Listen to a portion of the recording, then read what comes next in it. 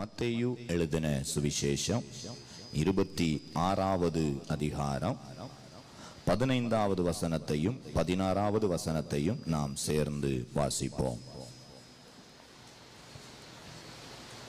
15, 16 சேர்ந்து வாசிப்போமா?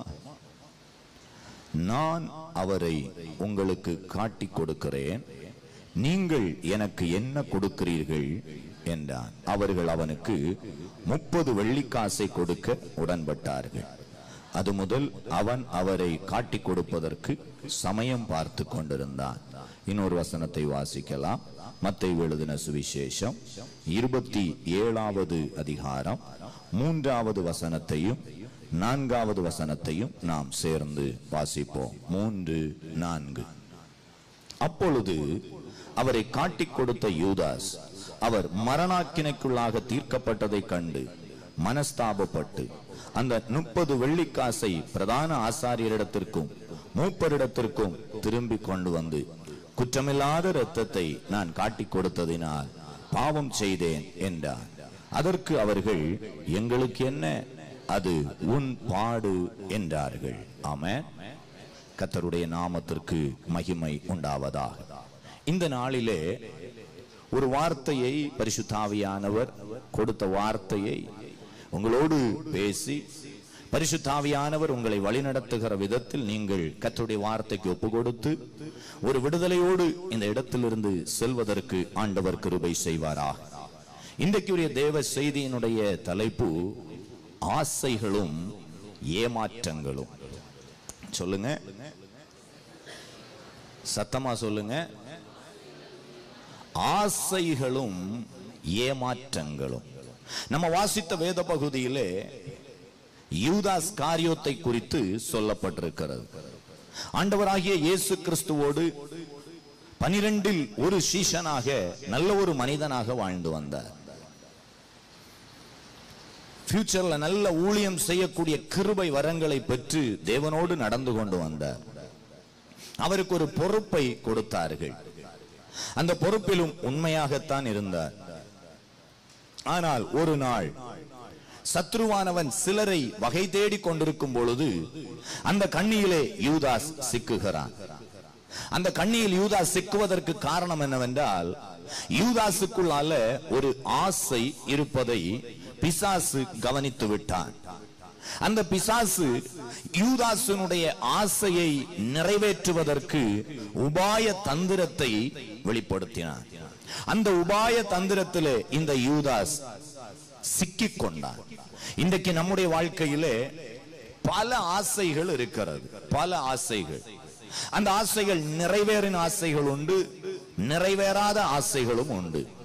இன்றைக்கு தேவனுடைய சமூகத்தில் இருக்கிற தேவ பிள்ளைகள் நமக்கு எப்படிப்பட்ட ஆசைகள் இருக்க வேண்டும், எப்படிப்பட்ட ஆசைகள் இருக்கக்கூடாது என்பதை பரிசுத்த ஆவியானவர் நமக்கு கற்றுக் கொடுத்து, எதனால் நாம் ஏமாறுகிறோம், இனி ஏமாறாமல் இருப்பதற்கு நான் என்ன செய்ய வேண்டும் என்பதையும் பரிசுத்த ஆவியானவர் நமக்கு கற்றுக் கொடுத்து, இந்த இடத்திலிருந்து நம்மை ஆண்டவர் மிகுந்த பலத்தோடு சந்தோஷத்தோடு இந்த இடத்திலிருந்து நம்மை அழைத்து செல்வாராக. பாருங்கள், யூதாசுனுடைய வாழ்க்கையிலே ஒரு ஆசை காணப்படுகிறது. அதுதான் சாதாரண ஆசை அல்ல, பண ஆசை. வேதம் சொல்லுகிறது, பண ஆசை எல்லா தீமைக்கும் வேறாயிருக்கிறது. ஆமென். பண ஆசை. அந்த ஆசை யூதாசுக்குள் இருப்பத பிசாசு அறிந்து கொண்டான், பிசாசு நுகர்ந்து கொண்டான். பிசாசு எப்படியாவது அவன் கூட ஃப்ரெண்டா மாறி அந்த ஆசையை நிறைவேற்றி கொடுக்கணும்னு நினைச்சான். அப்படி இருக்கும் பட்சத்தில் தான் இயேசுவை எல்லாரும் தேடுகிறார்கள். அது யூதாசுனுடைய காதிலே வந்து துணிக்கிறது. யூதாஸ் சொல்லுகிறான், நான் காட்டி கொடுக்கிறேன், எனக்கு என்ன தருவீர்கள், என் பங்கு என்ன, எனக்கு நீங்கள் என்ன தருவீர்கள் என்று கேட்ட பொழுது அவர்கள் சொல்றாங்க, 30 வெள்ளிக்காசை நாங்கள் தருகிறோம். இந்த வார்த்தையை கேட்டதும் அவனுக்கு பயங்கர சந்தோஷம். பணம் என்றால் பிணமும் வாயை திறக்குமா? ஆமென். பணத்தின் மேல ஒரு மோகம் இந்த யூதாசுனுடைய வாழ்க்கையிலே வந்து விட்டது. அந்த வார்த்தை, அந்த தொகையை கேட்டதும் இயேசு யார் என்பதை மறந்து விட்டான். இயேசுவினுடைய ஊழியம் என்ன என்பதை மறந்துவிட்டான். இயேசு கிறிஸ்து இந்த உலகத்தில் எதற்காக வந்தார் என்பதை மறந்துவிட்டான். இத்தனை வருஷம் இயேசுவோடு கூட நடந்த நான், அவர் மூலமா இந்த உலகத்தில் என்னென்ன நடந்தது என்பதை மறந்துவிட்டான். எல்லா காரியங்களையும், இயேசுவினுடைய மகிமையான அனுபவங்களை மறந்துவிட்டான். 3.5 வருஷம் நடந்தது, 3.5 வருஷம் ஓடினது, 3.5 வருஷ பழக்கம் எல்லாம் மறந்துவிட்டான். நன்றாய் புரிந்து கொள்ள வேண்டும். ஆசை என்கிறதான இந்த சொல் ஒரு மனிதனுடைய சிந்தனைக்குள்ளாக பண ஆசை என்கிற இந்த வார்த்தை, இந்த காரியம் வந்துவிட்டால் அநேக காரியத்தை மறக்க செய்து விடுகிறது, மறக்க செய்து விடுகிறது, மறக்க செய்து விடுகிறது. ஆமென். ஒரு லெவலுக்கு மேல பணக்காரன் ஆயிட்டாங்கன்னா போதும், அவங்களுடைய லெவல் மாறுகிறது, ஸ்டேட்டஸ் தகுதிகளை மாற்றிக்கொள்ளுகிறார்கள், அப்படியே வித்தியாசப்பட்டு கொண்டிருக்கிறார்கள். ஆமென். ஒரு மனிதனுக்கு லாட்டரி அடித்ததாம், லாட்டரி. அவனுக்கு பாத்தீங்கன்னா லாட்டரி கிடைச்சது 30 லட்சம் கிடைச்சது. திடீர்னு சொல்லி ஆட்டோ ஓட்டி கொண்டிருந்தார், 30 லட்சம் கிடைத்தது. மணிக்கு 30 லட்சம் இல்ல, 3 கோடி கிடைத்தது. இந்த 3 கோடி அவர் கிடைத்ததும் ஆட்டோ ஓட்டி கொண்டிருந்தார், சாதாரண எல்லாரோடு கூட வாழ்க்கை வாழ்ந்து கொண்டிருந்தார். இப்போ இந்த 3 கோடி கிடைத்ததும் அவர் செய்த முதல் காரியம் என்னன்னா, கிராமத்தில் இருந்த அவர் பட்டணத்தில் இடம் வாங்கி அவர் அங்க என்ன செய்தார், செட்டில் ஆகி விட்டார். அவரிடத்துல போய் கேட்டாங்க, ஏன் நீங்க அங்க போயிருக்கல? அவர் சொன்ன முதல் வார்த்தை, எனக்கு 3 கோடி கிடைத்திருப்பதினால் எனக்கு குடும்பக்காரங்க எல்லாரும் என்னை தேடி வருவாங்க, எனக்கு பக்கத்து வீட்டுக்காரங்க எல்லாரும் என்னை தேடி வருவாங்க, எல்லாரும் பணம் பணம் பணம் பணம்னு வருவாங்க, எனக்கு கிடைத்தது எனக்கு மட்டும்தான். எல்லாரை விட்டு ஒதுங்கி இருந்தால் மட்டும்தான் இதை வைத்து நான் சுகபோகமாய் வாழ முடியும். அவர்களுக்கெல்லாம் கொடுத்து கொண்டிருந்தால் எனக்கு கிடைத்ததனால் என்ன அர்த்தம் என்று சொல்லி பணம் அவரை தனியாக பிரித்து கொண்டு போய்விட்டது. இன்னைக்கும் பெந்தைகோஸ்தே வட்டாரத்திலே பணம் கரத்திலே வந்துவிட்டால் பாருங்கள், அவருடைய சிந்தனை மாறுகிறது. பணத்தை எப்படியெல்லாம் சேர்க்கணுமோ அப்படியெல்லாம் சேர்க்கிறாங்க, சேர்க்க கூடாத வழிகளில் எல்லாம் சேர்க்கிறாங்க. இருக்கிறவைகள் போதும் என்று நினைக்கிற எண்ணம் பணம் இருக்கிறவர்களிடத்தில் ஒருபோதும் வருவது கிடையாது. யூதாசுனுடைய வாழ்க்கையிலே இந்த 30 வெள்ளிக்காசு கையில கிடைத்ததும் பாருங்க, அவனுடைய சிந்தனை மாறினது, இயேசுவோடு கூட நடந்த வாழ்க்கை மாறினது. பாருங்க, எல்லா வாழ்க்கையும் அவன் 3.5 வருஷத்தை அப்படியே மறந்து போனான். 30 வெள்ளிக்காசு அவன் தலையை நிறைத்தது, சிந்தனையை நிறைத்தது, அவன் வாழ்க்கையை நிறைத்தது. அப்படிப்பட்ட ஒரு நிலைமையில யூதாஸ் இருந்து கொண்டிருக்கிறான். இப்பொழுது தந்திர புத்திகள் அதிகமாக வருகிறது. கர்த்தரோடு நடந்தவனுடைய வாழ்க்கையில தந்திரம் இல்லாமல் இருந்தது, ஆனா பணம் வந்ததும் தந்திர புத்தி உள்ள வருகிறது, ராஜதந்திரம் உள்ளால வருகிறது. என்ன ராஜதந்திரம்? எப்படி இயேசுவை காட்டி கொடுப்பது? அவரை முத்தத்தினாலே காட்டி கொடுக்கணும் இல்லையா? அந்த ராஜதந்திரத்தை உபயோகிக்கிறான். இயேசுவை பிடித்து முத்தம் செய்கிறான். முத்தத்தினாலே அப்பா என்ன காட்டி கொடுக்கிற? 3.5 வருஷம் நடந்தியே, பணம் தான் உன் வாழ்க்கையா? இத்தனை வருஷம் ஆண்டவரை ஆராதித்தாயே, ஏதாவது ஒரு வழியிலே பணத்தை சம்பாதிக்க வேண்டும். நியாயம் வேண்டாமா? ஏதாவது பொய் சொல்லி 10 ரூபாய்க்கு 30 ரூபாய் வாங்கணும், எப்படியாவது அதை சம்பாதிக்கணும். பணம் பணம். இந்த யூதாசுக்கு அது மறைத்தது, இயேசுவையே மறைத்ததானால் இன்றைக்கு நம்முடைய கரத்தில் வருகிற பணம், நம்முடைய கரத்தில் வரப்போகிற பணம், நாம் அதை எப்படி ஆளுகை செய்ய வேண்டும் என்பதை தெரிந்திருக்க வேண்டும். பாருங்க, இந்த யூதாஸ் காரியத்தினுடைய ஆசை பணத்தின் மேல இருந்தது. நடந்தது என்ன? இயேசுவை காட்டி கொடுத்தான். காட்டி கொடுத்து கொஞ்ச நாள்ல, கொஞ்சம் 1-2 நாள்ல இப்ப அவனுக்கு தெரிகிறது இயேசுவுக்கு மரண தண்டனை கொடுக்கிறார்கள். இவனால தூங்க முடியல, இவனால பாருங்க எதையுமே செய்ய முடியல, இவனுக்கு சமாதானம் இல்ல, சமாதானம் எடுபோய் விட்டது. யாரிடத்தில் ஓடுவேன், எங்கே ஓடுவேன், அவரை காப்பாற்ற முடியுமா என்கிறதான ஒரு வியாகுலம் அவனுக்குள்ளால வருகிறது. வீட்டுல நல்லா சுகமா இருந்தான், 30 வெள்ளிக்காசு வைத்துக் கொண்டு சுகமா இருந்தான். இப்ப அவனால தூங்க முடியல, சாப்பிட முடியல, சமாதானம் இல்ல. அந்த பைசாவை தூக்கி கொண்டு வந்து என்ன பண்றான், நேர பிரதான ஆசிரியர் வர்றான், ஒவ்வொரு ஆளுகள்கிட்டயா போய் கதறான், நான் தெரியாம காட்டி கொடுத்துட்டேன், தெரியாம பணத்தை வாங்கிட்டேன், இந்த பணத்தை நீங்க வச்சுக்கோங்க, அவரை விடுதலை பண்ணுங்க, அப்படியெல்லாம் சொல்லும் பொழுது அவர்கள் சொன்ன ஒரே காரியம் என்ன தெரியுமா? அது உன் பாடு, அது எங்களுக்கு எதுவும் தெரியாது. ஆமென். அல்லேலூயா. இன்னைக்கு நிறைய பேருடைய வாழ்க்கை இப்படித்தான் இருக்கிறது. ஆசையினால் எங்கேயோ சிக்கிக் கொண்டார்கள். ஆண்டவரும் இல்ல, உலகமும் இல்ல. உலகத்து மக்களும் ஆறுதல் சொல்ல வரல, அதுபோல தேவனுடைய பிள்ளைகளும் ஆறுதல் சொல்வதற்கு வரல. ஆசை. எத்தனை பேர் சொல்ல முடியும்? ஆசையெல்லாம் நீர்தானையா, தேவையெல்லாம் நீர்தானையா. சொல்லுங்க. ரட்சகரே இயேசுநாதா, தேவையெல்லாம் நீர்தானே.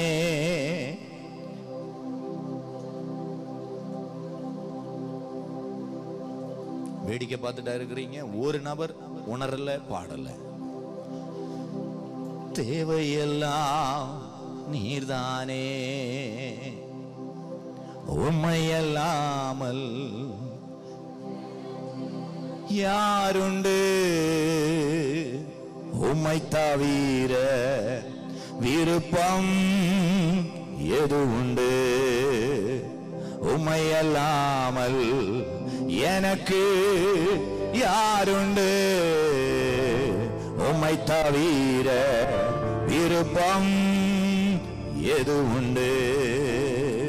நம்முடைய ஆசை இயேசுவாக இருக்க வேண்டும். இயேசுதான் என் ஆசை, சீயோன் என் வாஞ்சை. இந்த லெக்கோடு போகிற தேவ பிள்ளைகள் மிக குறைவு. யூதாசுக்கு பணம் தான் லெக்கு. பணம், மணி மணி மணி. அது கிடைச்சா இது, இது கிடைச்சா அது. எல்லாருக்கும் பணம் இருக்கு, எனக்கு பணம் இல்லை. நல்ல ஆளு உனக்கு வராது. உன்னை கர்த்தர் ரொம்ப நேசிக்கிற, அவர் தான் உனக்கு வேணும். பணம் அல்ல, பணம் தன்னால வரணும். அதுக்கு மேல மட்டும் கவனம் இல்லை. கர்த்தர் வாசலை திறந்தால் அதை அடைப்பவன் ஒருவனும் இல்லை. ஆமென். ஆண்டவர் ஐஸ்வர்யமா இருக்கணும்னு விரும்புறார், செல்வாக்கோடு இருக்கணும்னு விரும்புறார். அதுல ஒரு தவறு இல்லை. ஆனா நம்முடைய கண்கள் ஆசை பணத்தின் மேல இருக்க கூடாது. அவ்வளவுதான். யூதாஸ் 30 வெள்ளிக்காசை கொண்டு போய் சமர்ப்பிக்கலான்னு பார்த்தான், யாரும் வாங்கல. அந்த ஆசையினால் அவனுக்கு கிடைத்தது ஏமாற்றம். நன்மை எதுவும் கிடைக்கல, ஏமாற்றம் மிஞ்சினது. அது மட்டும்தான் கிடைத்தது. நாண்டு கொண்டு செத்தான். சமாதானம் இல்லை. பிசாசு ஏவாளிடத்திலே வருகிறான். ஏவாளே, ஆண்டவர் தோட்டத்தில் இருக்கிற கனிகளை புசிக்க வேண்டாம் என்று சொன்னதுண்டோ? அவர் சொல்வதற்கு ஒரே ஒரு காரணம், நீங்கள் தேவர்களை போல ஆகுவீர்கள். அந்த வார்த்தை சாதாரணமான வார்த்தை இல்ல. ஏவாளதை சிந்தித்து பார்க்கலாம். ஓ, அவரை போல மாறிடுவோம்னு சொல்லிக்கிட்டாகும், இதை புசிக்க கூடாதுன்னு சொன்னாரோ? தேவர்களை போல மாறுவீர்கள். ஆசை தேவர்களை போல மாறணும். இப்ப இருக்கிற இந்த நிலையை விட அடுத்த ஒரு நிலையில வேற ஒரு லெவல்ல நான் மாறணும் அப்படின்னு ஒரு சிந்தனையை உள்ள கொண்டு போட்டுட்டான். கர்த்தர் உண்பதற்கு நல்ல ஆகாரத்தை தந்திருக்கிறார், உடுக்க நல்ல உடைகளை தந்திருக்கிறார், தங்க நல்ல வீடை கர்த்தர் தந்திருக்கிறார், வாழ்க்கையை கர்த்தர் நல்லபடியா இதுவரை கொண்டு வந்திருக்கிறார். இதுவரை நடத்தின தேவன் நன்றாக நடத்துவார் என்ற எண்ணம் இருந்தால் போதும். தேவர்களை போல மாறணும்னு ஏவாளுக்கு ஆசை வந்ததுனால நல்லா இருந்த புருஷனையும் கெடுத்தா. சாப்பிட்டாங்க. பிசாசு சொன்னது போல கண்கள் திறந்தது, ஆனால் தேவர்களை போல மாற முடியவில்லை. பிசாசும் தீர்க்க தரிசனம் சொல்லுவான். தீர்க்க தரிசனம் சொல்லுகிறதற்கு ஆங்காங்கே ஓடுகிறார்கள். பிசாசும் பேசுவான், நல்லா பேசுவான். ஆனா எல்லாம் நடக்காது, ஏதோ ஒண்ணு நடக்கும். அது ஏவாளுடைய வாழ்க்கையில் நடந்தது. கண்கள் திறக்கப்பட்டது. ஆசை செய்த வேலை என்ன? ஏமாற்றத்தை கொடுத்தது. ஆமென். அந்த ஏமாற்றம் என்ன?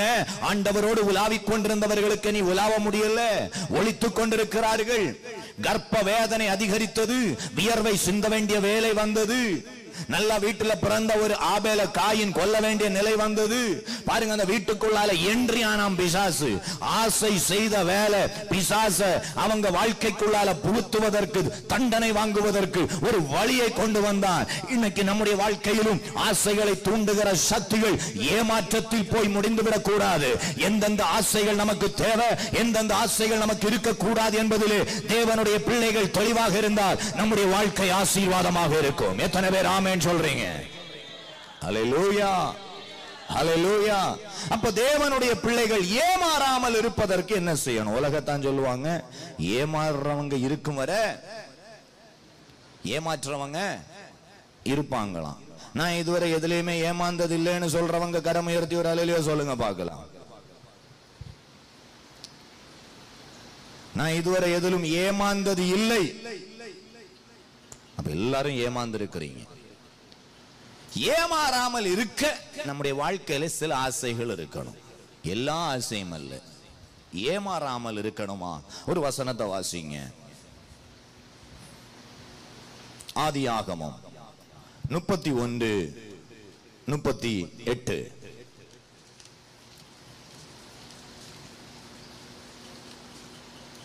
ஜீசஸ். ஆதியாகமம் 31 38 சேர்ந்து வாசிப்போம். இந்த 20 வருஷ காலமாய் நான் உம்மிடத்தில் இருந்தேன். உம்முடைய செம்மறி ஆடுகளும் வெள்ளாடுகளும் சினை அழியவில்லை. உம்முடைய மந்தையின் கடாக்களை நான் தின்னவில்லை. பீருண்டதை நான் உம்மிடத்துக்கு கொண்டு வராமல் அதற்காக நான் உத்தரவாதம் பண்ணினேன். பகலில் களவு போனதையும் இரவில் களவு போனதையும் என் கையில் கேட்டு வாங்கினீர். பகலிலே வெயிலும் இரவிலே குளிரும் என்னை பட்சித்தது. நித்திரை என் கண்களுக்கு தூரமாயிருந்தது. இவ்வளவாய் பாடுபட்டேன். ஹல்லேலூயா, ஹல்லேலூயா. இன்னும் அடுத்த வசனத்தை வாசிங்க. இந்த 20 வருஷ காலம் உம்முடைய வீட்டிலே இருந்தேன். 14 வருஷம் உம்முடைய 2 குமாரத்திகளுக்காகவும் 6 வருஷம் உம்முடைய மந்தைகளுக்காகவும் உம்மிடத்தில் சேவித்தேன். 10 முறை என் சம்பளத்தை மாற்றினீ. இதுல இந்த வார்த்தை யார் சொல்றானா? யாக்கோபு சொல்ற. யாக்கோபு மாமனாருக்கு வீட்டுல ஒரு ஏமாற்றத்தை சந்தித்தார். அவர் திருமணம் செய்யணும்னு வேலை செய்தது யாருக்காக? ராகேல். ஆனா அவருக்கு கிடைத்தது யாரு? லேயாள். 7 வருஷம் மாமனார் சொன்னதெல்லாம் அப்படியே கேட்டு அப்படியே வேலைகள் எல்லாம் செய்து 7 வருஷம் அவர் காத்திருந்தார். 7 வருஷம் முடிச்ச பிறகு மாமனார் ஏமாற்றி விட்டார். மாமனார் ஏமாற்றி விட்டார். இவருடைய மனதில் இருந்த ஆசை என்ன? ராகேல், ராகேல், ராகேல், ராகேல், ராகேல். இப்படிதான் அவர் மனசுல ஆசை இருந்து கொண்டிருந்தது. இப்ப அந்த ஆசையில மாமனார் மண்ணாளி போட்டுட்டார். அடுத்தது மாமனார் சொல்றார், இன்னும் ஒரு 7 வருஷம் என்ன சேவி. 7 + 7 14 வருஷம். 365 நாள் ஒரு வருஷம். யோசித்து பாருங்க. யாக்கோபினுடைய பலத்தை யோசித்து பாருங்க, சிந்தனையை யோசித்து பாருங்க. இப்படி காத்திருக்க வேண்டுமா? வாக்கு தத்தம் நிறைவேறுவதற்கு காத்திருக்க வேண்டும். அது எத்தனை வருஷமானாலும் காத்திருக்க வேண்டும். எத்தனை பேருக்கு புரிகிறது? மனசுல ஆசை இருக்கு, இன்னும் நிறைவேறல. யாக்கோபினுடைய ஆசை தெளிவான ஆசை, சீரான ஆசை, செம்மையான ஆசை. சொந்த புத்தியினால் எடுத்த முடிவு அல்ல. ராகேல் வேண்டும். லேயால் கிடைத்தாயிற்று. ராகேல் தான் எனக்கு தேவை. ஆசை பாருங்க. இந்த ஆசை நிறைவேறுவதற்கு 7 வருஷம் இல்ல, 14 வருஷம் ஆயிடுச்சு. அடுத்தது இன்னும் ஒரு 6 வருஷம் அவர் வேலை பண்றார். இப்ப ராகேல் 14 வருஷத்துல கிடைக்கிறாங்க. இந்த யாக்கோபினிடத்துல இருந்தது என்ன தெரியுமா? அவசர புத்தி அவரிடத்திலே இல்லை. அவசரமா செயல்படக்கூடியதான எண்ணம் அவரிடத்துல இல்லை. அவசர ஆசை அவரிடத்துல இல்லை. சிலர் பாத்தீங்கன்னா உடனே செய்யணும், உடனே நடக்கணும், உடனே கல்யாணம் பண்ணணும், உடனே வீடு வைக்கணும், நினைச்சாச்சா உடனே நடத்திடணும். ஆசை வந்தாச்சா அந்த ஆசை அப்படியே போகிறதுக்குள்ளால உடனே செய்தா தான் ஒரு நிறைவு. ஆனா யாக்கோபுடைய வாழ்க்கையில் அப்படி அல்ல. காத்தீரு, பொறுத்தீரு, கர்த்தரையே நம்பீரு, காரியத்தை வாய்க்க செய்வார், உன் சார்பில் செயலாற்றுவார். யாக்கோபுக்கு ஆசை, நான் வெயிட் பண்ணுவேன், வெயிட் பண்ணுவேன், வெயிட் பண்ணுவேன். அதுதான் யாக்கோபுக்கு ஆசை. 7 வருஷம் இல்ல, 14 வருஷமா இருந்தாலும் காத்திருப்பேன். அவசரமான இந்த ஆசையை அவசர புத்தியில நான் கெடுத்துக் கொள்ள மாட்டேன். நான் பொறுத்திருப்பேன். ஆமென். அதனால அவசரமான ஆசை, அவசர ஆசை யாருக்கும் இருக்கக்கூடாது. ஏமாறுறது போல இருக்கலாம். பொறுமையாயிரு. கர்த்தர் நியமித்த காரியம் அப்படியே நிறைவேறும். அவசர ஆசை இருக்கக்கூடாது. எத்தனை பேர் ஆமென் சொல்றீங்க? ஹல்லேலூயா. சத்தமா ஒரு ஹல்லேலூயா சொல்லுங்களேன். இந்த பாடலை சேர்ந்து பாடுவோமா? நம்முடைய வழியை கர்த்தருக்கு ஒப்புவித்து. ஆமென். எல்லாரும் கரங்களை தட்டி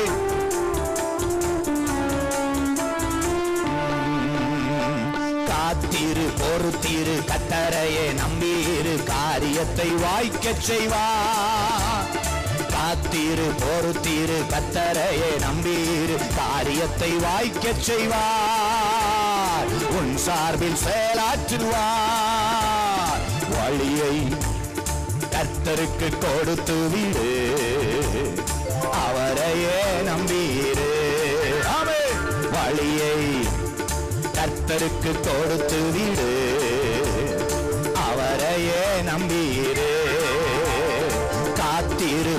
பொறுத்தீரு கர்த்தரையே நம்பியிரு காரியத்தை வாய்க்க செய்வார். ஆமென். காத்தீரு பொறுத்தீரு காரியத்தை வாய்க்க செய்வார். உன் சார்பில் செயலாற்றுவார். ஆமென். காத்தீரு பொறுத்தீரு கர்த்தரையே காரியத்தை வாய்க்க செய்வார். உன் சார்பில் ஹல்லேலூயா. வழியை கர்த்தருக்கு கொடுத்து விடு அவரையே நம்பியிரு. வழியை கர்த்தருக்கு கொடுத்து விடு அவரையே நம்பியிரு. ஒரு கூட சொல்லுங்களேன். வழியை கர்த்தருக்கு கொடுத்து விடு அவரையே நம்பியிரு காரியத்தை வாய்க்க செய்வார். உன் சார்பில் செயலாற்றுவார். காரியத்தை ஹல்லேலூயா உன் சார்பில் செயலாற்றுவார். காத்தீரு பொறுத்தீரு கர்த்தரையே நம்பியிரு காரியத்தை ஹல்லேலூயா உன் சார்பில். ஆமென் ஆமென் ஆமென். காத்தீரு பொறுத்தீரு கபலாபல பௌடாராதாராகத்தேவரே. காத்தீரு பொறுத்தீரு காரியத்தை வாய்க்க செய்வார். உன் சார்பில் செயலாற்றுவார். கரங்களை தட்டி ஆண்டவரை மகிமைப்படுத்துங்க பார்க்கலாம். எல்லாரும் கரங்களை தட்டி கர்த்தருடைய சமூகத்தில் காத்திருக்கிற தேவ பிள்ளையே, கர்த்தருடைய சமூகத்தில் காத்திருக்கிற தேவ ஜனமே, உன் சார்பில் கர்த்தர் நிற்கிறார். அவசரப்படாத. உன் ஆசைகளை கர்த்தர் நிறைவேற்றுவார். கர்த்தர் வைத்திருக்கிற திட்டம் நிறைவேறும். ஹல்லேலூயா ஹல்லேலூயா. மாமனார் சொல்றாரு, இன்னொரு 7 வருஷம் இரு. நிச்சயமா இன்னொரு 7 வருஷம் உள்ள வார்த்தையை கேட்டாலே யாக்கோபுக்கு ஹார்ட் அட்டாக் வந்திருக்கணும். இன்னுமா? ஜெயில இருந்து ஒரு ஆள் விடுவிக்கப்பட்டு 7 வருஷம் சிறையில இருந்து வெளியில வந்தான். வெளியில வந்ததும் பயங்கர சந்தோஷம். விடுவிக்கப்பட்டு விட்டேன். 7 வருஷம் பாருங்க. 7 வருஷத்துல சிறையில இருந்து வெளியில வர்றாங்க. எவ்வளவு ஹாப்பியா இருக்கும். வெளியில வந்ததும் யாரு கேஸ் கொடுத்து உள்ள போட்டாங்களோ அதே நபர் அடுத்த கேஸ் போடுறாங்க. இவன் வந்த பிறகு அடுத்தது பார்க்கலான்னு அதுவரை அமைதியா இருப்போம். தண்டனை 7 வருஷத்துக்குள்ளத வாங்கிட்டு அடுத்த பிரச்சனையை கிளறி விட்டு போட்டாங்க. அடுத்த ப்ராப்ளத்தை கிண்டி விட்டு போட்டாங்க. இப்போ திருப்பி அடுத்த கேஸ் நடக்க, அடுத்த தண்டனை 10 வருஷம் ஜெயில். எப்படி இருக்கும் யோசித்து பாருங்க. அதுதான் யாக்கோபுக்கு நடந்தது. ஃபர்ஸ்ட்ல 7 வருஷம் முடிஞ்சுன்னு நினைச்சார். அடுத்த 7 வருஷம் அங்க முடிஞ்சுன்னு நினைச்சார். அடுத்த 6 வருஷம். ஆமென்.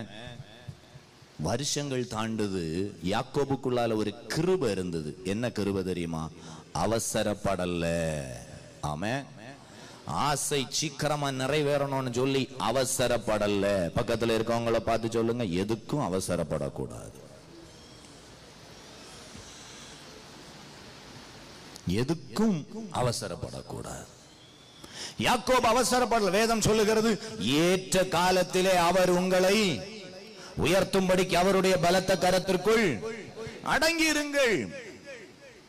யாக்கோபு இருக்கிற இடத்துல மாமனார் பார்த்திருப்பார். என்னடா 7ன்னு சொன்னேன், அவன் 7 செய்துட்டான். அடுத்த 7ன்னு சொல்ல அப்படியே இருக்கிறான். மந்த புத்தியா இருக்குமோ, பேத்தையா இருக்குமோ? பார்த்தா அவன் மேல கர்த்தர் இருக்கிறார். அவன் செய்கிற வேலையில கர்த்தருடைய ஆசீர்வாதம் வெளிப்படுகிறது. அவன் மாமனார குறை சொல்லல. நம்மளா இருந்தா என்ன செய்வோம்? இவன் எல்லாம் ஒரு மாமனா உடனே பேசிடுவோம். நேற்று ஒரு பிரச்சனை நடந்தது. ஐயோ, வார்த்தைகள் எப்படிதான் வருதுன்னு தெரியல. அது இந்த மட திறந்த வெள்ளம் போலதான். நம்ம யாருன்னே தெரியாது. அங்க யோசிக்காம அடிச்சு தள்ளணும். ஆனா இந்த யாக்கோபு 20 years 20 வருஷம் எப்ப வாதம் தானா? 20 வருஷத்துக்கு பிறகு வாதம் தான். அல்லேலூயா. மாமனாருக்கு அழகா எக்ஸ்பிளைன் பண்ணி கொடுக்கிறார். அவசரப்படல, சாதித்தார். அவசரப்படக்கூடாது. சாதிக்கும் பலனை கர்த்தர் தருவார். அழைத்தவர் உண்மை உள்ளவர். அழைத்தவர் உண்மை உள்ளவர். அழைத்தவர் உண்மை உள்ளவர், அவர் மிக ஆசீர்வாதமாக நடத்துவார். எத்தனை பேர் ஆமென் சொல்றீங்க? ஹல்லேலூயா. அவசரப்படாதீங்க. இந்த மாமனார் நினைச்சிருப்பார், இவனை ஈஸியா ஏமாத்தலாம், யாக்கோபை எளிதில் ஏமாத்தலாம். நாட்கள் போன பிறகுதான் தெரிந்தது, இந்த யாக்கோபினுடைய ஆசை, மன வாஞ்சை நிறைவேறுவதற்கு அவர் காத்திருந்தார். கர்த்தர் நிறைவேற்றினார். ஏமாந்தது யாரோ? ஏமாற்றணும்னு நினைச்சார்ல, அவர் தான் ஏமாந்தாரே ஒழிய யாக்கோபு ஏமாந்து போகல. கரங்களை தட்டி ஆமென் என்று சொல்லுங்க பார்க்கலாம். கரங்களை தட்டி ஆண்டவரை மகிமைப்படுத்துங்க பார்க்கலாம். நம்மளை யாரு ஏமாத்த வரணும்னு நினைக்கிறாங்களோ அவங்க தான் ஏமாந்து போவாங்களே ஒழிய, நீ பொறுமையா இருக்க இருக்க இருக்க, நீ அமைதலா இருக்க இருக்க, ஏமாற்றினவர் மிகவும் ஏமாந்து போவார். இப்படி ஆகிவிட்டது. 20 வருஷம் நான் ஹீரோவா இருந்தேன், அதுக்கப்புறம் அவர் ஹீரோவாக மாற ஏமாற்றணும்னு நினைத்தாரு, அவர் ஹீரோவா மாறினார். யாரை ஏமாற்றணும்னு நினைச்சார் அந்த நபரை கர்த்தர் ஹீரோவா மாற்றிட்டார். கொஞ்சம் பொறுமையா இருங்க, அவசரப்படாதீங்க. சீக்கிரம் நடக்கணும்னு அவசரப்படாதீங்க. ஏமாந்து போக மாட்டீர்கள். கர்த்தர் கிரியை செய்வார். அல்லேலூயா. ஒரு அதிலே சொல்லுங்க. ஒரு வசனத்தை வாசிக்கலாம். நியாயாதிபதிகள் 16வது அதிகாரம் 9வது வசனத்தை எடுத்துக்கொள்ளுங்களேன். நியாயாதிபதிகள் 16:9 நம்ம எல்லாரும் சேர்ந்து வாசிப்போம். பதிவிருக்கிறவர்கள் அவன், சிம்சோனே, பிலிஸ்தர் உன்மேல் வந்து விட்டார்கள் என்றான். அப்பொழுது சணல் நூலானது நெருப்பு பட்டவுடனே இற்று போகிறது போல அவன் அந்த கயிறுகளை அறுத்து போட்டான். அவன் பலம் இன்னதினாலே உண்டாயிருக்கிறது என்று அறியப்படவில்லை. அப்பொழுது தெலீலாள் சிம்சோனை பார்த்து, இதோ என்னை பரியாசம் பண்ணி எனக்கு பொய் சொன்னாய், இப்பொழுது உன்னை எதினால் கட்டலாம் என்று எனக்கு சொல்ல வேண்டும் என்றான். அதற்கு அவன், இதுவரைக்கும் ஒரு வேலைக்கும் வழங்காதிருக்கிற புது கயிறுகளினால் என்னை இறுக கட்டினால் நான் பலட்சியமாகி மற்ற மனுஷனை போல் ஆவேன் என்றான். ஹல்லேலூயா. பாருங்க, இங்கே ஒரு ஆசை விளையாடி கொண்டிருக்கிறது சிம்சோன் இடத்துல. என்ன ஆசை தெரியுமா? அவனை அடிமைப்படுத்துகிறதான ஒரு ஆசை. இன்னைக்கு நிறைய பேர் இந்த கண்ணியில டிராப்ல இருக்கிறாங்க. அடிமை. தெலீலாளை பார்க்கிறான், பிடித்து விட்டது, வாழ்க்கை துணையா ஏற்றுக்கொள்ளுகிறான். இப்போ இந்த தெலீலாளுக்கு ஒரு எண்ணம், சிம்சோனிடத்துல நல்ல பலம் இருக்கிறதே, நல்ல பலம் இருக்கிறது. இந்த பலம் எங்கிருந்து வருகிறது? எங்கிருந்து வருகிறது? எங்கிருந்து வருகிறது? இது அறியணும், அறியணும், அறியணும். தெலீலாளுக்கு அறியணும், நல்லா புரிஞ்சிடணும். கணவன் மனைவி என்று சொல்லும் பொழுது ஒவ்வொருவருக்குள்ளால ஒரு விசேஷ தாளந்தை கர்த்தர் வைத்திருக்கிறார், திறமைகளை வைத்திருக்கிறார். குடும்பத்தில் ஒவ்வொருவருக்கும் ஒரு மரியாதை இருக்கிறது. ஒவ்வொருவருடைய வாழ்க்கையிலையும் ஒரு கனத்தை கர்த்தர் வைத்திருக்கிறார். இப்ப சிம்சோனுக்குள்ளால கர்த்தர் என்ன வச்சிருக்கிறார்னா, பரிசுத்த ஆவியானவர் இருக்கிறார். அவருக்குள்ள விசேஷ பலன் இருக்கிறது. நசரேனாக இருக்கிறார். அதை தனக்குள்ளால மாத்திரம் தான் வைத்திருக்க வேண்டும். அது தெலீலாளுக்கு அறிய வேண்டியதான் அவசியம் இல்லை. தெலீலாளுக்கு சொல்ல வேண்டிய அவசியம் இல்லை. பாருங்கள், தெலீலாள் இன்னும் கர்த்தரை அறியவில்லை. அறியாத ஒரு நபரை அவள் சேர்த்து கொண்டாள். அறியாத ஒரு நபரோடு, தேவனை அறியாத ஒரு நபரோடு நம்முடைய நெருக்கம் அதிகமாகும் பொழுதுதான் எங்கேயோ ஒரு இடத்துல டேஞ்சர், அபாய சோன், சங்கு ஒலிக்க போகிறது என்பதை நீங்கள், நாங்கள் தேவ பிள்ளைகள் ஒவ்வொருவரும் அறிந்திருக்க வேண்டும்.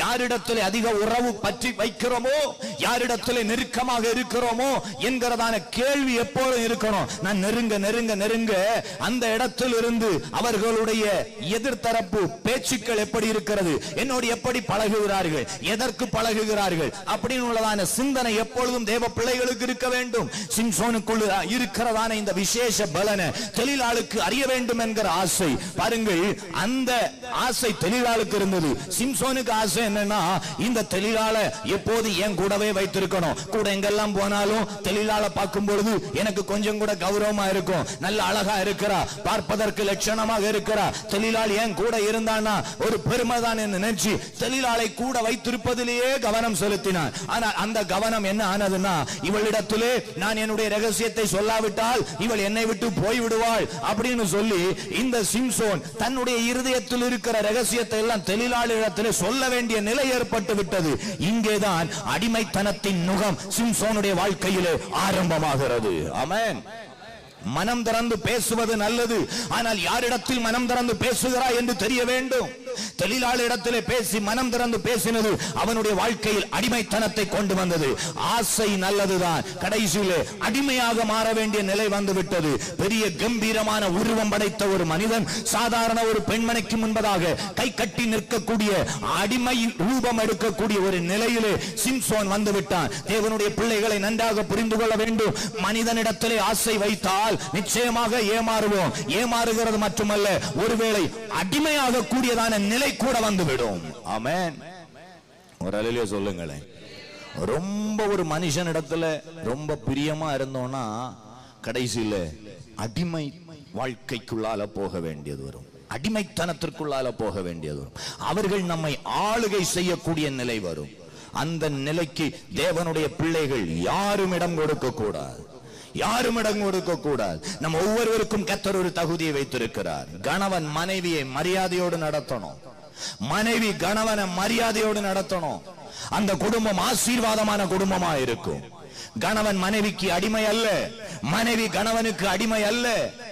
எல்லா ஆசைகளும் நல்லதுதான், ஆசை உன்னை அடிமைத்தனத்திற்கு நேராக நடத்தக்கூடாது. விசுவாசிகள் போதகர்களுக்கு அடிமை அல்ல, போதகர் விசுவாசிக்கு அடிமை அல்ல, யாரும் யாருக்கும் அடிமை அல்ல. ஆசை நல்லதுதான். கர்த்தர் மேல உன் ஆசை இருந்ததா நீ எந்த மனுஷனுக்கு நீ அடிமையாக மாட்ட, இயேசு கிறிஸ்துவுக்கு மட்டும்தான் நீ அடிமையாக இருக்க முடியும். ஆமென். இன்னைக்கு யாருக்கு அடிமையாக இருக்கிறோம்? நான் ஆண்டவருக்கு அடிமை. அதுக்குன்னு சொல்லிட்டு உனக்கு வார்த்தைக்கெல்லாம் கீழ்ப்படிய மாட்டேன். கீழ்ப்படிய வேண்டாம், மரியாதை இருக்கணும். ஒவ்வொருவருக்கும் ஒரு தகுதியை கர்த்தர் வச்சிருக்கிறார், ஒவ்வொருவருக்கும் ஒரு இடத்தை கர்த்தர் வச்சிருக்கிறார். மரியாதை வேணும், மரியாதை. ஹல்லேலூயா. ஒரு அல்லேலூயா சொல்லுங்களேன். மரியாதையை விட்டு கொடுக்க கூடாது. கர்த்தர் அதை விரும்பல. ஒவ்வொருவருக்கும் ஒரு ரெஸ்பெக்ட கர்த்தர் வச்சிருக்கிறார். இங்க இருக்கிற எல்லாரும் மேல விசேஷ ஒரு அபிஷேகம் இருக்குதுன்னா ஒவ்வொருவருக்குள்ளால ஒரு மரியாதை இருக்கிறது. அதை நீங்க இழந்து விடக்கூடாது. தொழிலாளிட்ட இவன் பேசினா என் பலன் இந்த முடியில இருக்குதுன்னு சொன்னதும் இவன் சாப்டர் க்ளோஸ், ரகசியத்தை சொல்லிக்கிட்டான். எந்த வித்துவானும் சரி, எந்த கலைஞனும் சரி, ஒரு நபருக்கு 90% கலைகளை தான் கற்றுக் கொடுப்பார்களே ஒழிய மீதமுள்ள கலைகளை தங்களுக்காக வைத்துக் கொள்வார்கள். மொத்தத்துல சொல்லிக் கொடுத்தா நாளைக்கு அவன் கலைஞனுக்கு தலைக்கு மேல இருப்பான். அது எல்லா இடத்திலும் நடக்கக்கூடியதான காரியம். நம்முடைய தகுதியை தேவ பிள்ளைகள் ஒவ்வொருவரும் கர்த்தர் தந்த அபிஷேகத்தை காத்துக்கொள்ள வேண்டும். ஆமென். சவுலுக்கு மேல இருந்த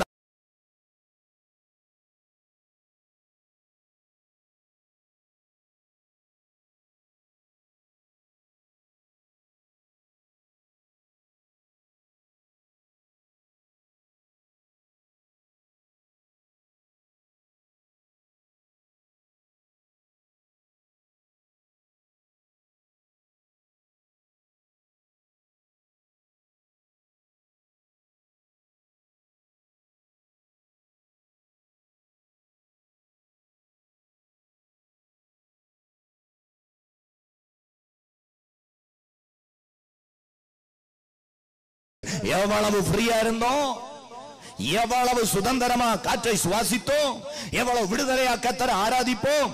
இப்போ எல்லாரும் உங்களை அடக்கி வச்சிருக்கிறாங்க, அடக்கி வச்சிருக்கிறாங்க. ஆமென். அடங்கி இருக்கிறீங்களா? அடக்கி வைக்கப்பட்டிருக்கிறீங்களா?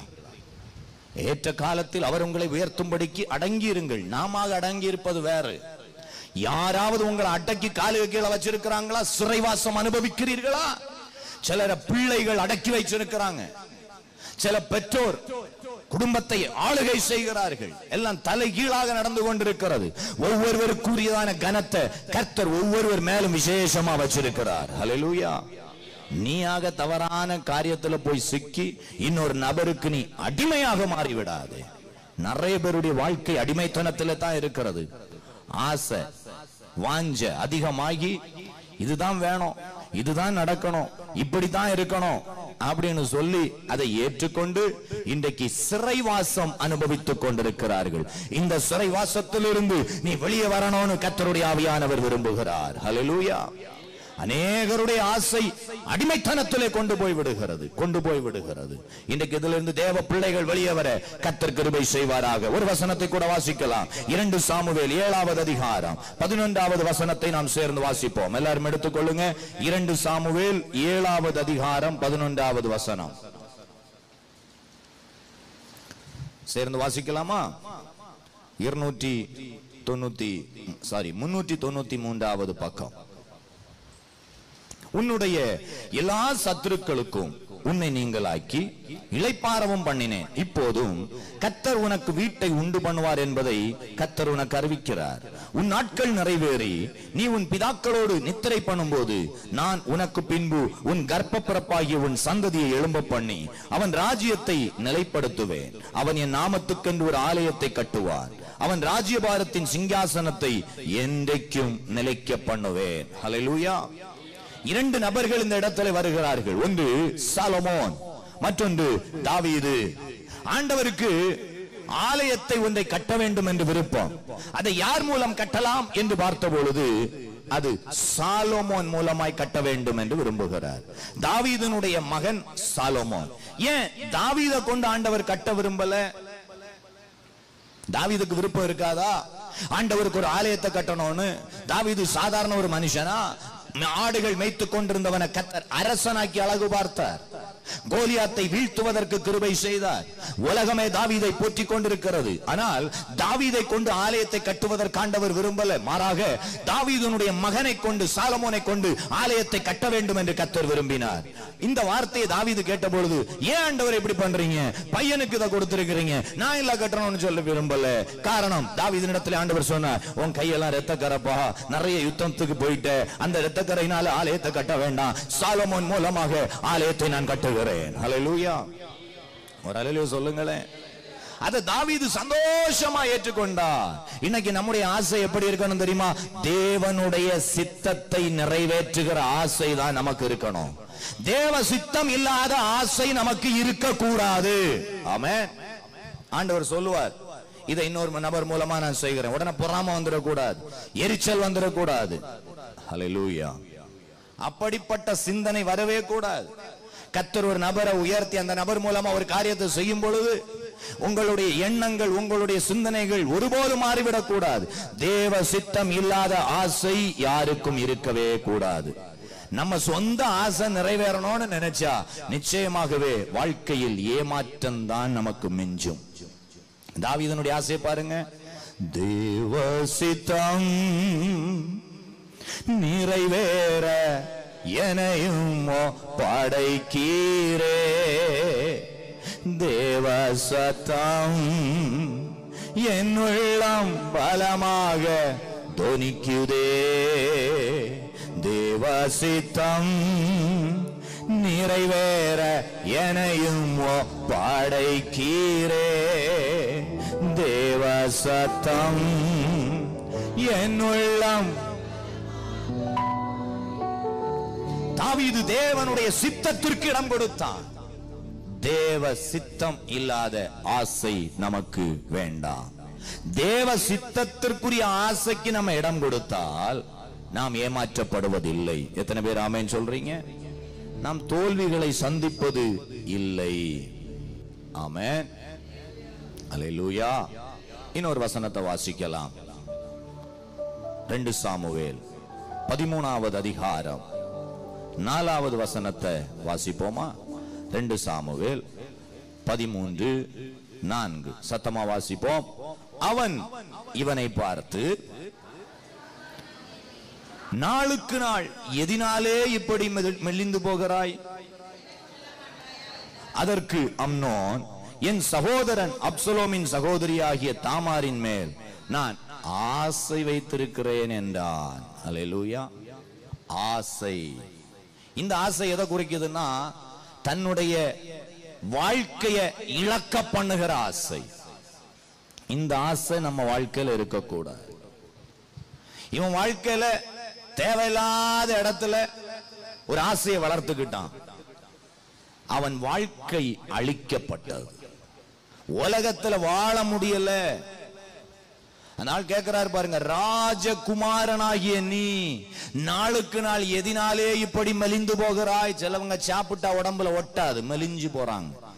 சிலர் நார்மலா அப்படியே இருப்பாங்க. நல்லா இருக்கிறவங்க திடீர்னு எலும்புருக்கியா மாறிடுறாங்க. நல்ல ஃப்ரீயா இருக்கிறவங்க, சமாதானமா இருக்கிறவங்க ஒல்லியா இருந்தாலும் திடீர்னு என்ன செய்யறாங்க, புஷ்டி ஆயிடுறாங்க. இப்படி மாறி மாறி நடக்கிறது. ஆனா இங்க இவருக்கு பாத்தீங்கன்னா நல்லா இருந்த நபரு தேவையில்லாத ஆசையை வளர்த்து அது நிறைவேறாம சரீரம் இப்பொழுது என்ன செய்து கொண்டிருக்கிறது, மெலிந்து கொண்டிருக்கிறது. ஹல்லேலூயா. அவனே சொல்றான், சகோதரர் அப்சலோமின் சகோதரியாகிய தாமார் மேல் நான் என்ன செய்திருக்கிறேன், ஆசை வைத்திருக்கிறேன். முடிவு காலம் நெருங்கிடுச்சு. ஆசைக்கு ஒரு அளவு இல்லையா? உன் வாழ்க்கையை முடிக்கக்கூடிய விதத்திலே, உன் வாழ்க்கையை நீ நாசமாக்கக்கூடிய விதத்திலே உன்னுடைய ஆசை வளர்ந்திருக்கிறது. ஏமாற்றப்பட போகிறாய். உன் வாழ்க்கைக்கு நீயே சூனியம் வைத்து விட்டாய். ஹல்லேலூயா. ஒரு அல்லேலூயா சொல்லுங்களேன், சத்தமா ஒரு அல்லேலூயா சொல்லுங்க. யாருன்னு பாத்தீங்களா? தன் சகோதரன் அப்சலோம். இந்த காரியத்துல கர்த்தர் கவனமா இருக்கிறார். எங்கெல்லாமோ ஆசை வளர்ந்து கொண்டிருக்கிறது. இன்னொரு வசனத்தை சுட்டி காண்பித்து பாருங்க, நான் முடிக்கலான்னு விரும்புறேன்.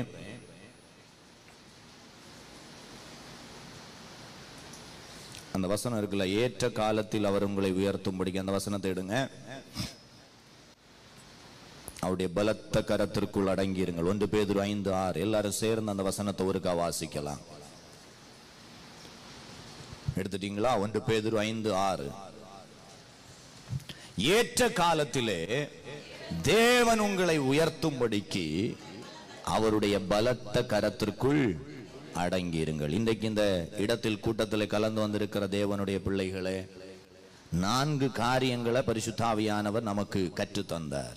1, எங்கே நாம் ஏமாறாமல் இருக்க முடியும், எது நம்மளை ஏமாற்றும் என்று கேட்டால், அவசரமா செயல்பட்டா, அவசர ஆசைக்கு இடம் கொடுத்தால் நீ ஏமாந்து போவாய். அடிமைப்படுத்துகிற ஆசைக்கு நீ இடம் கொடுத்தால் நீ ஏமாந்து போவாய். தேவ சித்தம் இல்லாத ஆசைக்கு நீ இடம் கொடுத்தால் நீ ஏமாந்து போவாய். உங்களை இழக்க பண்ணுகிற காரியத்திலே ஒரு ஆசை நீ வச்சிருந்தா உன் வாழ்க்கையை நீ இழந்து போவாய், ஏமாற்றப்படுவாய். அப்போ ஏமாறாமல் இருக்கணும்னா என்ன செய்யணும்? அவசர ஆசை வேண்டாம். ஏமாறாமல் இருக்க என்ன செய்யணும்? அடிமைப்படுத்துகிறதான வாழ்க்கைக்கு இடம் கொடுக்காத. தேவ ஏமாறாமல் இருக்கிறதுக்கு என்ன செய்யணும்? தேவ சித்தம் இல்லாத ஆசை இருக்கக்கூடாது. ஏமாறாமல் இருக்கணும்னா என்ன செய்யணும்? உங்களை இழக்க பண்ணுகிற ஆசைகளுக்கு இடம் கொடுக்காதிருங்கள். அவசர ஆசை யாக்கோபுக்கு இல்ல. அடிமைப்படுத்துகிற ஆசை சிம்சோன் இடத்திலே இருந்தது.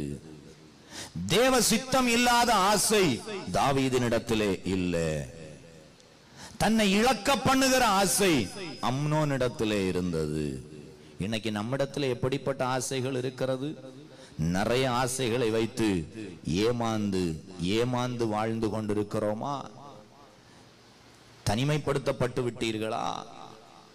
இன்னைக்கு ஆசைகளை கர்த்தர் விரும்புகிறது பிரகாரம் உங்க ஆசைகள் வளருமையானால் கர்த்தர் உங்கள் வாழ்க்கையை ஆசீர்வதிப்பார். ஹல்லேலூயா. உங்க ஆசைதான் எனது ஆசை. சொல்லுங்க, உங்க ஆசைதான் எனது ஆசை. உங்க விருப்பம்தான் எனது விருப்பமே. உங்க விருப்பம்தான் எனது விருப்பமே. ஏசப்பா ஏசப்பா என்னப்பா செய்யணும்னா சொல்லுங்கப்பா, செஞ்சிடுறேன். ஏசப்பா ஏசப்பா என்னப்பா செய்யணும்னா சொல்லுங்கப்பா, செஞ்சிடுறேன். Address: Pastor J.M. Playman Morris, South India Full Gospel Church, Pottavilai, Pioneer Street, Azhagiya Mandapam, Mulagumodu Post, Kanyakumari District, Tamil Nadu. Pin code 629167.